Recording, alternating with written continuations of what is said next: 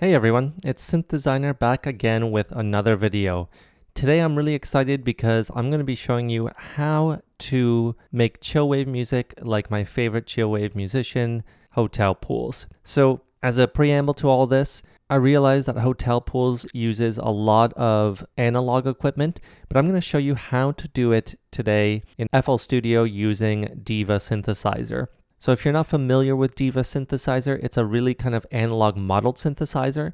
So it has a lot of that analog character, and I'll show you how to get the most of it. And I'm going to use a bunch of third-party plugins as well to kind of get some of those tones. Now, I'm going to play this song for you here, this kind of sample for you, and then we're going to get into some of the techniques that I used. And hopefully by the end, you'll kind of get an understanding of how to kind of create your own chillwave music in that style. I'm not going to be recreating any of his songs note for note or anything. This is just my interpretation. And so let's get right into it by listening to it first.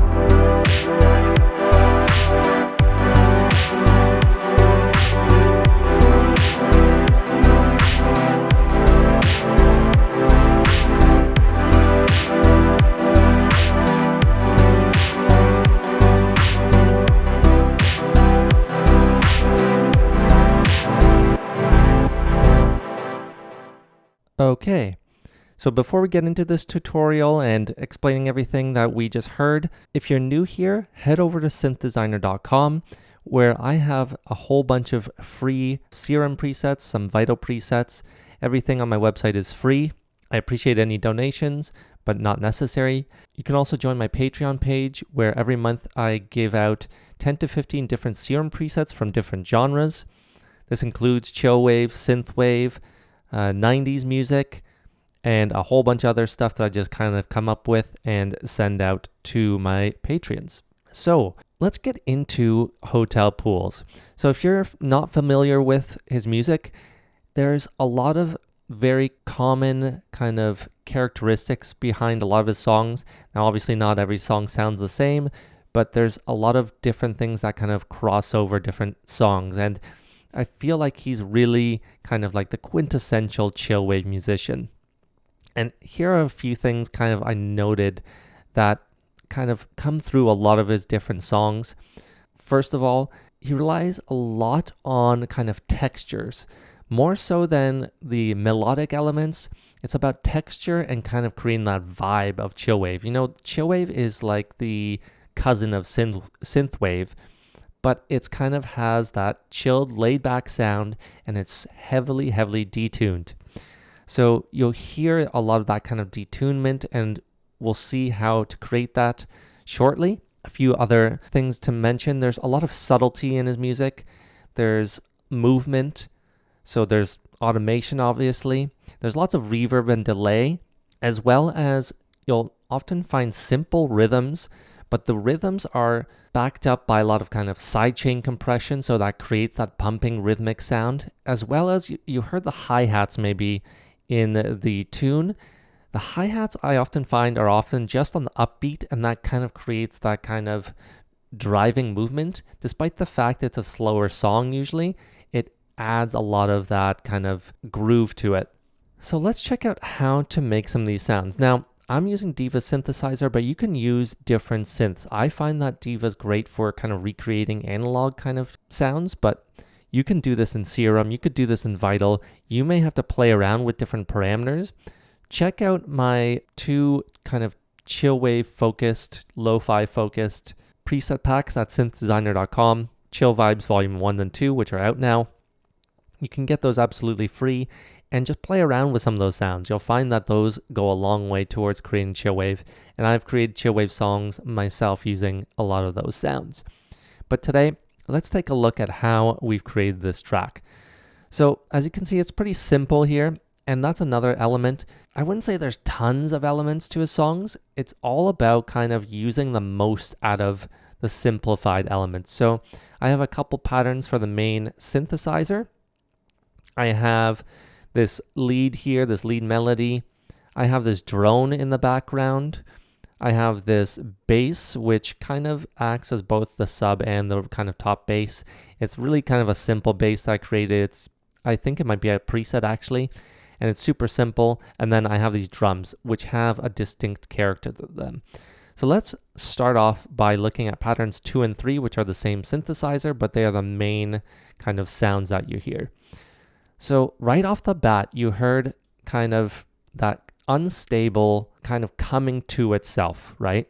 And that's done through a very specific way. So let's just hear the very start of the song, the first like 2-3 bars.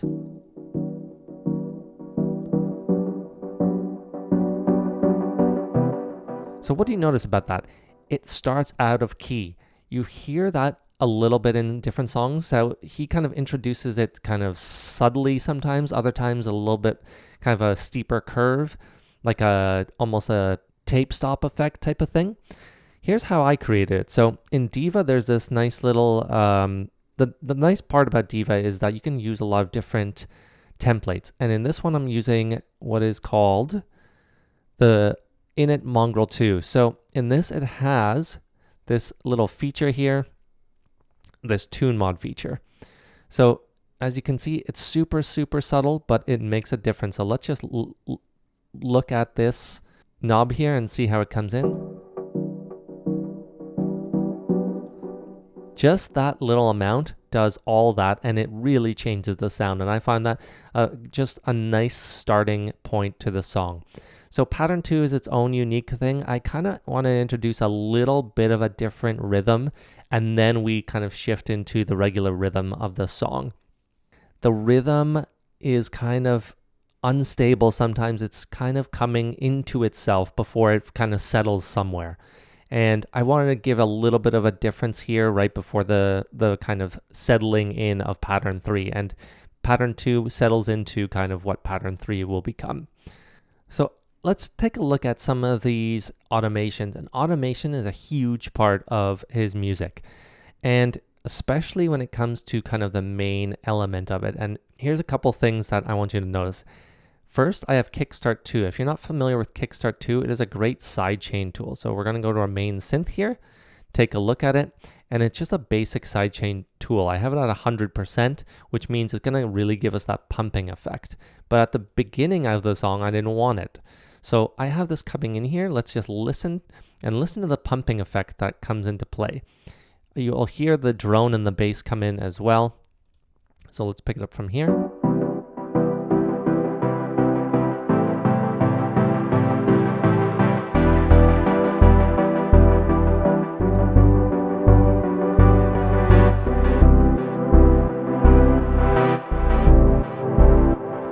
So you can hear that sidechain effect is coming into play. And rather than introducing it just kind of like in your face, it would really kind of feel like it comes out of nowhere. I kind of bring it in slowly.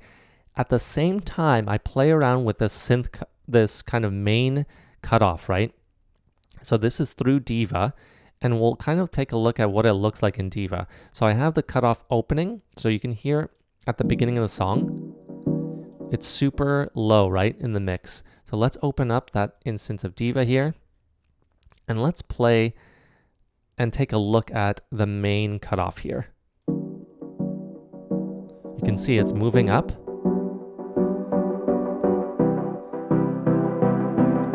Moving up, moving up. Then moving back down. Then that really quick. And you can hear a lot of his songs have that kind of like really quick movement of the cutoff, and that kind of gives it that unstable effect, right? Rather than just kind of a slow kind of gradual coming in, you have these kind of jumps of the cutoff filter, which really gives it that, again, that unstable kind of feeling, which is really indicative of a lot of his songs. And I really like that. It kind of makes you pay attention a little bit more, right? And it draws in the attention of the listener. A couple of other things that I think a lot of people overlook when they're making music, and that's the amount of decay and release and automating that. I think a lot of people overlook how much of an impact that makes on the total sound.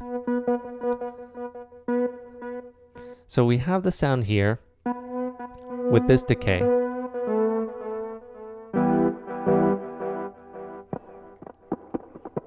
You can hear how much of a difference that makes. That makes a difference. That makes a difference. That makes a difference. All these things make a difference.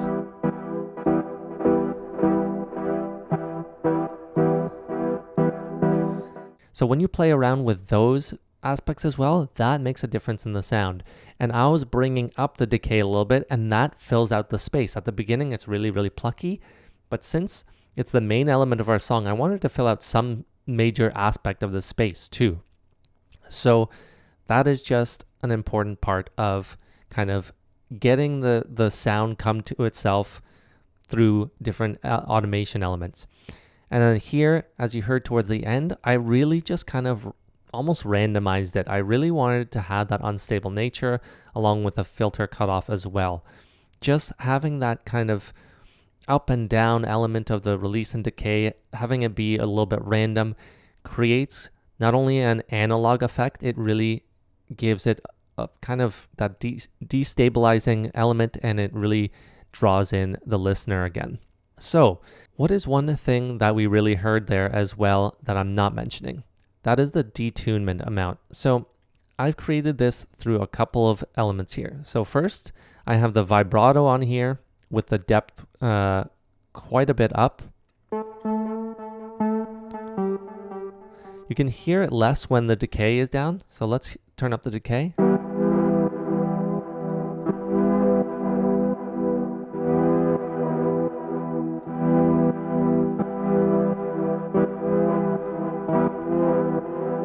You can really hear when you really have it all the way up. I didn't use any of the internal effects, and that's because I like to use third-party effects, and I like to blend them in. So I would sidechain this to Synth Verb and Synth Delay. Here I'm using FabFilter Pro R.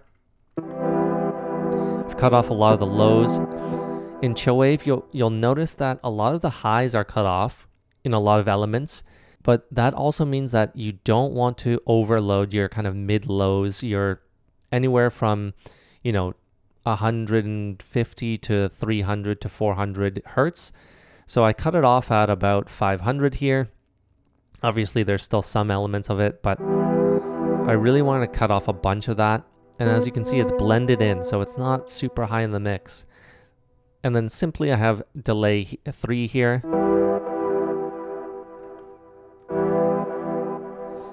Again, Chillwave has that rhythmic element. While the drums tend to be super simple for hotel pools, he uses delay and kind of sidechain to create more rhythm, that kind of driving kind of, you're just feeling it. You're kind of grooving to it, and that's created by all these different elements while keeping the drums super simple. But getting back to it, let's look at the main synth and how to create that detunement. So a couple things here. I have the EQ cutting off a bunch of the lows because we have the bass. Then I have some compression here, just cutting off a little bit. It's not too much. And then I have some saturation. Now, Hotel Pools really adds a lot of saturation to the sound, and it depends on what kind of sound you have. As the main element, with all the chords, if you add too much saturation, it'll get really, really kind of distorted. So I just added a little bit of warm tube distortion here.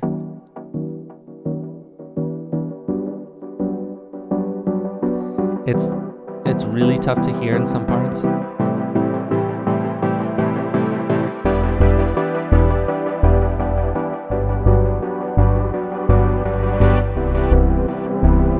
Let's get to the main aspect here.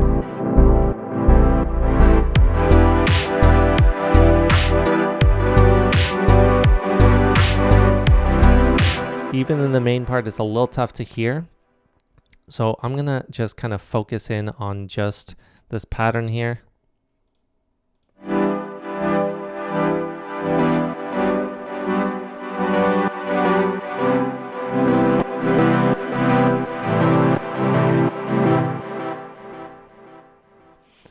And let's listen in on the detunement, and I create that through this nice free third-party plugin called Chow Tape Model. It is essentially kind of giving a lot of different elements of detunement through this flutter sync kind of element here. And just listen in. That's with it off.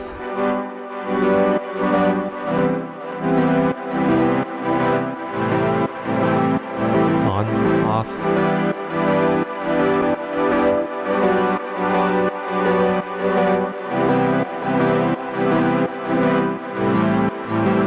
And it's kind of degrading the quality here too.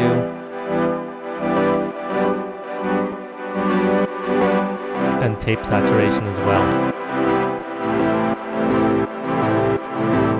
I couldn't even tell you exactly how this entire plugin works, other than the fact that it adds just great detunement, especially through flutter sync, and just play around with some of these elements. There's different presets as well, which is fun, but I find just playing around, and Hotel Pools has so much detunement, and that actually automates as well. So you can automate these features very easily. I chose not to just because I really wanted that steady sound here. And then of course we mentioned Kickstart 2, adding that kind of 4 on the floor groove.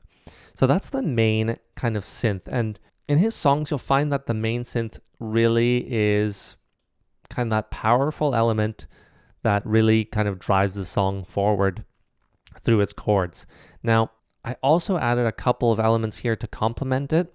So the bass, first of all, we'll talk about in a second, but I wanted to touch on this drone real quick.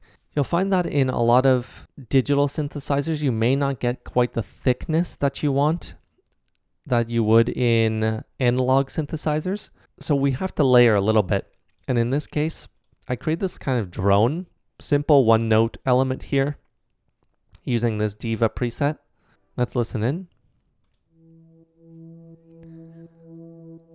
Simple, but it makes a lot of a difference here. And it's really further back in the mix. And I have, what's nice is it actually opens up its own filter kind of cut off on its own through an LFO. So it has that kind of automatic kind of opening up effect. Oh, sorry, not through an LFO. I said through an LFO. It's actually through the envelope with a very, very slow attack. So it opens itself up super slow. And when you pair these two together, if you really listen in,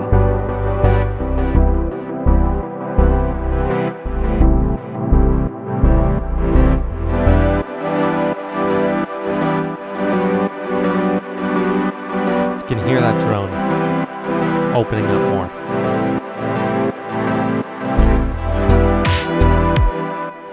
So that drone really kind of complements it. And what I did here is, again, I put it to the same verb and delay, which keeps it uniform. That way we're not kind of overloading with different types of reverbs and delays. And then very similarly here, I have the Chow Tape model, adding a lot of detunement, saturation, Kickstart 2 again to keep the uniformity of the sidechain. And then A big thing here too is I use Pro Q2 to cut out some of the middle, and then I made this off to the side. So I boosted the sides to kind of give it that drone kind of big effect rather than keeping it everything up the middle. And then the two together really come together nicely, and I cut off a lot of the lows here. As you can see with this parametric EQ, I cut off a bunch of lows, and I cut off some of the highs too, especially when that filter kind of opens up. So let's move on to the next element here, which is the bass. The bass it really depends on the Hotel Pool song that you'll hear. Sometimes there's a really kind of stabilizing factor of the bass where it's kind of just mimicking some of the chords. Other times he has very sustained basses while the chords are kind of plucky. And then other times he has very rhythmic kind of cool basses. I kind of try to make a little bit of a rhythmic one. Let's just listen to the pattern on its own.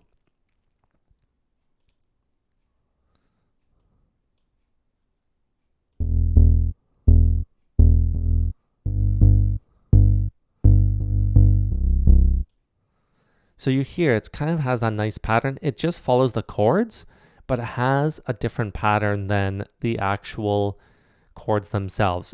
It's really about kind of complementing them. You don't want to make the chords sound really different and then the bass sound really different. You want to have them complement each other. And I felt like this was a kind of a happy medium where I'm only playing some of the notes. So whereas the chords play on every single, let's see here.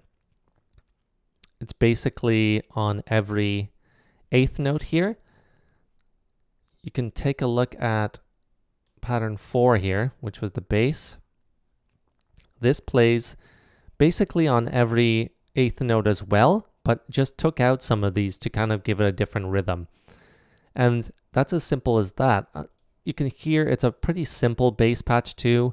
I'm not sure if this is a preset or if I created this, but either way, I kind of tweaked it to kind of really take off a lot of the highs here.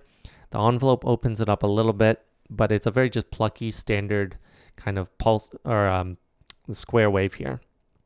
So with a little bit of a sawtooth. So it adds that little bit of that grit to it. You can really think about using even, actual basses too in chillwave music. It's really up to you.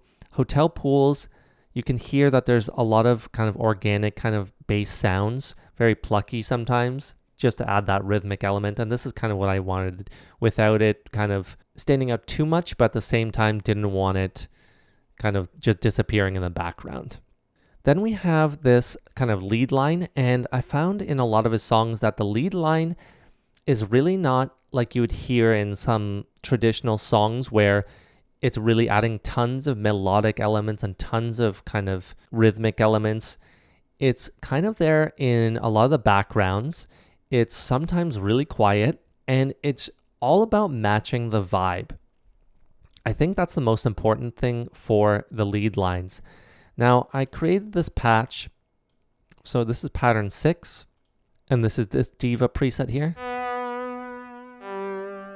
Actually, no, I didn't create this, but I really modified it a lot. So the cutoff here,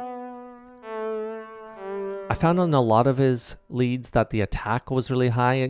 Those kind of typical chillwave leads, they don't have that really pluckiness to it.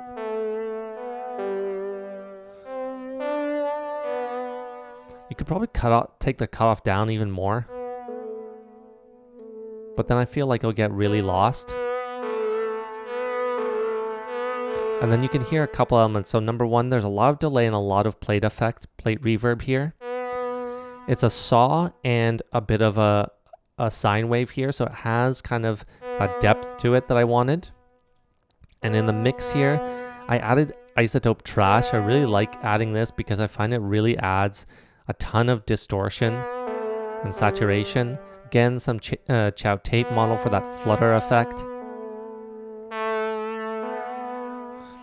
And then some ozone imager actually here. I want to just kind of open up a little bit more to give it a wider stereo range. Now that's not typical for lead melodies, but I find that, again, I found a lot of his lead melodies kind of sink into the background and aren't so much kind of really kind of in your face. They're kind of just trying to chill with the rest of the song. It's kind of trying to sit with it. So that's one of the elements I found a little bit tricky. Just finding a nice melody to kind of sit in the mix really well. Let's just hear this section.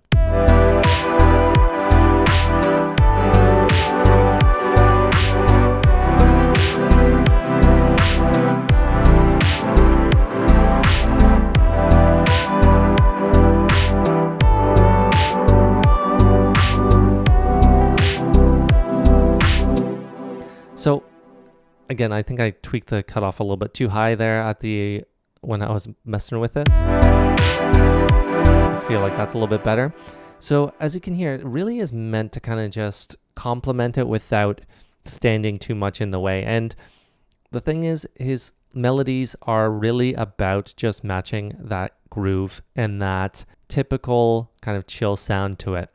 Lastly, let's talk about these drums here. Now, 90% of Chillwave drums, I would say, is just getting the right sound from the very beginning. I can't stress enough, and this applies to all sounds. Picking sounds that match each other is basically at least 50% of your mixing. And with drums here, I would say it's like 90% of your mixing. Once you find the right drum sounds, then it's about doing some minor tweaks here and there, but you wouldn't believe how far that goes. If you're getting the wrong drum sounds, you are never going to match the genre that you want. And let's just take a look at them here real quick.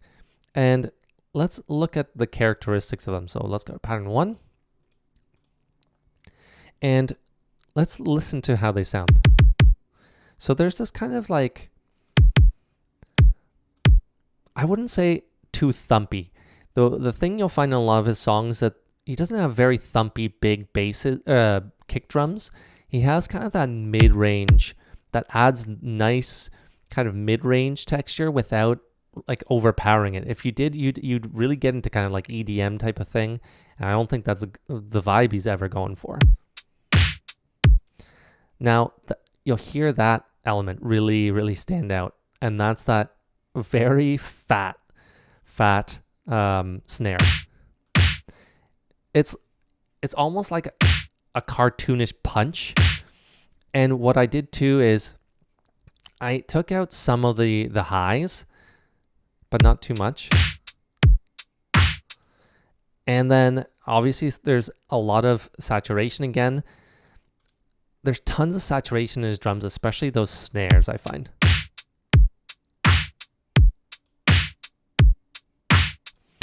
Then I have, on every other hit, I have this snare layer here. And this is all about just this kind of range, just adding a little bit more punch to it without, getting in the way. And that's a wider element, so it kind of introduces kind of like a clap. Again, I took out a bunch of the highs because I didn't want it standing out too much, but you can hear it adds some element to it.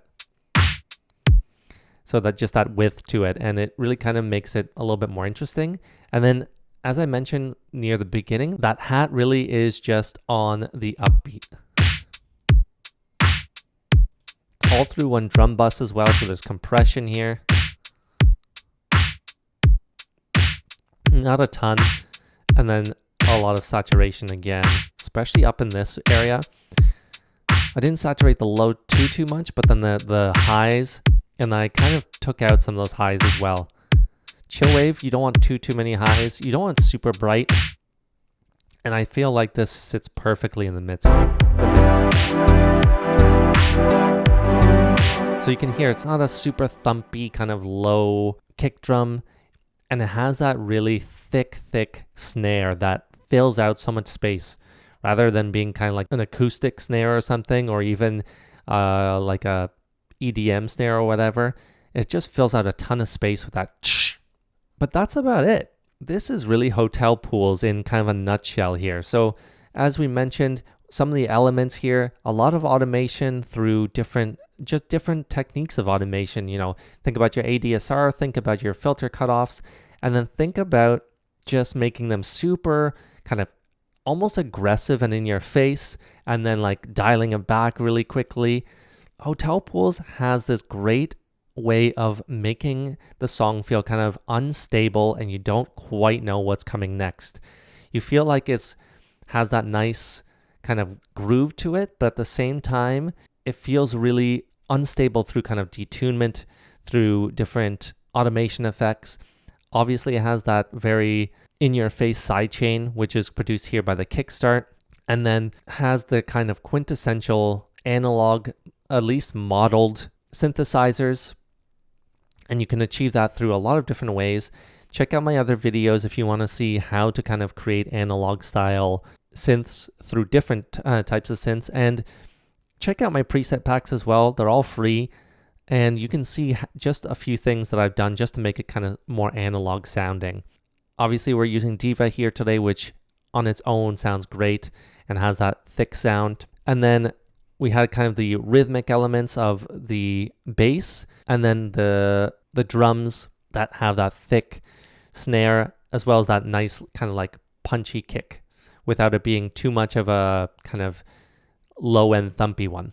So I really hope you enjoyed this video. Let me know down in the comments if you want to see any similar videos or what you think of this one. I really appreciate any feedback and would love to do different types of videos on all genres and anything to do with sound design. So I hope you enjoyed yourselves, and I'll see you all next time.